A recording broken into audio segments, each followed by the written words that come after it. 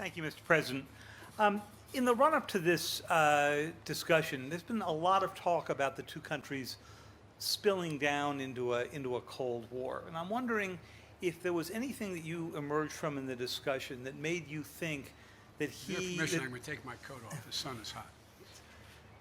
anything that would make you think that Mr. Putin has decided to move away from his fundamental role as a disruptor, particularly a disruptor of NATO and the United States.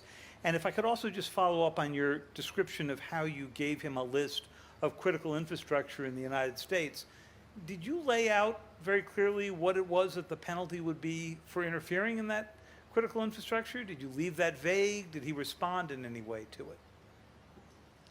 Let me answer your first. Well, I'll answer your second question first. I pointed out to him we have significant cyber capability, and he knows it. He doesn't know exactly what it is, but it's significant. And if in fact they violate these basic norms, we will respond. Cyber. He knows, in the cyber way. Number two, I think that the last thing he wants now is a Cold War. Without quoting him, which I don't think is appropriate, let me ask you a rhetorical question. You got a multi-thousand-mile border with China.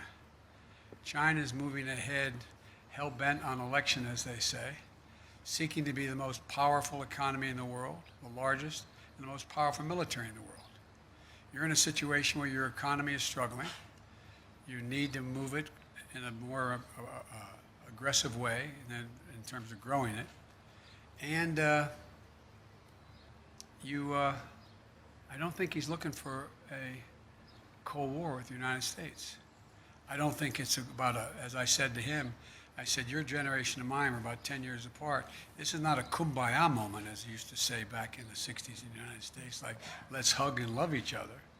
But it's clearly not in anybody's interest, your country's or mine, for us to be in a situation where we're in a new Cold War. And I truly believe he thinks that. He understands that.